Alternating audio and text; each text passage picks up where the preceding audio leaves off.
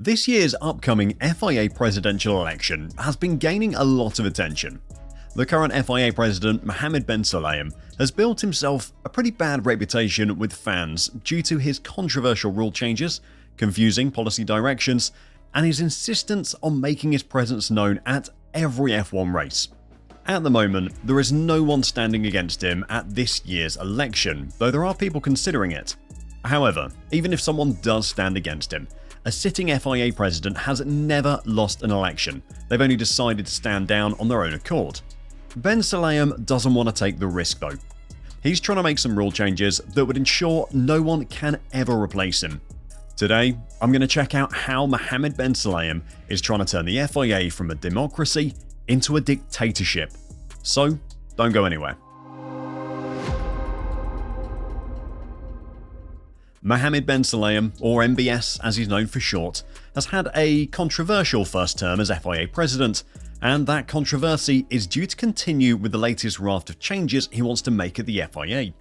The changes he is proposing to the statutes of motorsport's governing body appear to give him much greater control over the organisation and the election process.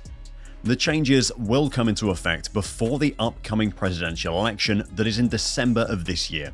BBC Sport reported this week that they'd seen a controversial document which contained the proposed revisions, which are set to be voted on at a meeting of the FIA General Assembly next month. The headlines of the changes are that it will bring forward the deadline for candidates for December's presidential election, it'll give Ben Sulayem the possibility to bar any candidate from running against him, and allow him more control over the membership of the FIA Senate. That means that any potential candidate who's going to run against him is going to have less time to try and prepare their support base for a campaign, and even if they did manage to get enough support to run against MBS, he could declare that they were unsuitable for the role, essentially protecting himself from any promising candidate. Now obviously that's not actually the changes that he's proposing to make, but that is what these changes will actually do if he is allowed to make them. Members of the FIA were recently asked to sign a much stricter non-disclosure agreement by MBS, meaning that they're really heavily restricted on what they can disclose about the meetings of the FIA General Assembly and the workings of the greater FIA. Those who didn't sign that non-disclosure agreement were then barred from the FIA General Assembly. With that said, of course, no one has yet gone on record criticising the new changes, but there were some anonymous comments that the BBC shared. One said, "Most proposals aim at some sort of consolidation of power, more centralised control, and trying to eliminate independent checks and balances." Another said the document containing the proposals was very cleverly written. It's taking a very moral high ground, or it's appearing to, whereas the reality of it is probably less so. Without actually seeing the document itself, it's impossible to comment on how it is written. But Ben Sulayem won't want to be seen as taking a stranglehold of the organisation. He sees himself as a man of the people. He's often flaunting the fact that he used to be a rally driver to try and show that he is one of the boys, if you will. Now, while that is the image that he might want to be putting forward, few people are fooled by that facade. The comments that the BBC shared, which were criticisms of the new documents and changes, are likely to come from European-based members who have a working relationship with the BBC and have spoken out against MBS in the past. While some members of the FIA Senate may choose to look through the facade and see MBS for what he actually is, others may be quite happy to hold their place and support the president's attempts to consolidate his power further. Now let's take a closer look at the most controversial part of this, which is the bit that gives MBS the power to essentially decide who is allowed to run against him. Now, the document that the BBC has seen dictates that there must not be anything in the record of the candidates standing for the election as members of the presidential list that calls into question their professional integrity. Now, according to the document, the reason for adding this is that such a statement is currently absent from the FIA statutes and internal regulations. The clause should, in theory, stop someone like Flavio Briatore, for example, from running for FIA president. Obviously, he's got a history of rigging races with Crashgate when he was at Renault, and clearly probably isn't someone who you would trust the professional integrity of. So on the surface, that sounds like a reasonable change. The document says that it should be in the requirements for a presidential candidate for the sake of consistency, because that clause that we shared already applies to candidates standing for a number of other FIA bodies, such as the F1 Cost Cap Committee and the Audit and Ethics Committees. However, the list of presidential candidates and their teams, which are very strictly defined, is already monitored by the FIA's Nomination Committee. If the Nominations Committee finds anything that they're not happy with, then they refer the matter to the FIA's Ethics Committee. Prior to MBS's presidency, all of that would have been done separately from the FIA president, which means it wouldn't appear that he was trying to get involved in who would be running against him. However, the FIA's Nominations Committee and Ethics Committee have come under the control of the FIA president and his allies, following changes that MBS has made to the FIA statutes. The combination of all of these changes means that MBS has the final say on anyone planning on standing against him, and can use the FIA's Code of Ethics as reasoning for denying anyone a spot on the ballot. Now, the only person to have publicly said that they'd be interested in running against him is Carlos Sainz Sr., who is the legendary rally driver and the father of current F1 driver Carlos Sainz Jr. The FIA's Code of Ethics says that any party within the FIA shall avoid any conflicts of interest and must disclose any situation that could lead to such a conflict.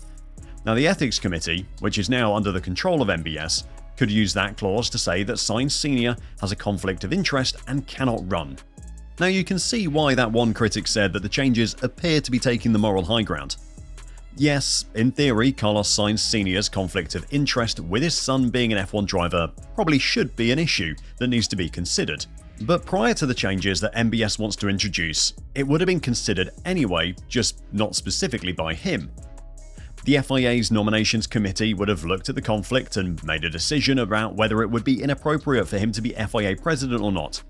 The fact that that decision has moved into the hands of MBS is the issue. With all of the other changes that he's been making to how the FIA runs, all of the consolidation of power into his hands, this change screams of him wanting to be able to exclude anyone that he sees as a threat to his power. To go with the changes to how candidates for the FIA presidency are screened are a number of other changes which all give MBS more power. He wants to change how the FIA Senate are appointed, giving him complete control over a quarter of its members, allowing him to stack it with people that he wants. He also wants to make changes to the World Motorsport Council, which, again, critics say, could allow him to fill it with people that he wants there. Of course, all of these changes will actually need voting in at the FIA General Assembly next month, but all of his previous moves to consolidate power have been voted through, so it seems highly unlikely that anything different is going to happen this time. One of the more public issues with MBS's presidency has been some of the controversial rule changes that he's made to the Formula One rules specifically. These have included stricter rules about the underwear that drivers can wear. He's been clamping down on jewelry. He banned the support of things like black rights and equality in the environment. And more recently, he introduced completely disproportionate punishments for swearing. Ahead of this weekend's Grand Prix in Italy, though, the stewards have been issued with a revised ruling from the FIA. Previously, F1 drivers could be fined €40,000 for a first offence, and double that plus a ban for a second offence. Now, the initial level of the fine has been reduced to €5,000, and the potential for a ban has been lifted, although more severe penalties may still be imposed for very serious offences. The new document also differentiates between offences that are being committed in a controlled and an uncontrolled environment, which basically means that there's a lot more leniency if you're in the car in the middle of a race compared to if you're in an FIA press conference. Now, this is an improvement to what was a very, very controversial rule, but the possibility of points deductions and month-long bans still exists, meaning a driver swearing in a press conference could still decide a championship. MBS, who importantly was the person who implemented these rules in the first place, made a frankly unbelievable statement that went with the updated rules, taking absolutely no responsibility for the problem he created in the first place, but making sure that everyone knew he was one of the drivers, which is why he's now loosened the rules. As a former rally driver, I know firsthand the range of emotions that are faced during competition. I've led an extensive and collaborative review with contributions from across the 7 FIA World Championships, FIA member clubs, and other motorsport organisations. The improvements the FIA has announced today in Appendix B will ensure we continue to promote the best sportsmanship in motorsport, while also giving stewards effective guidelines to act against individuals who may bring the sport into disrepute. Look, at the end of the day, it is a slackening of the rules, which means that drivers are less likely to receive race bans for swearing in the cockpit, which is definitely an improvement and is a change that everyone wanted. But MBS has just completely disregarded the fact that these are his rules to begin with.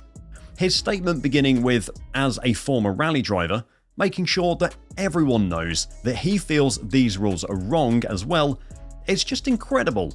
As if everyone's just going to forget the fact that he came up with this in the first place.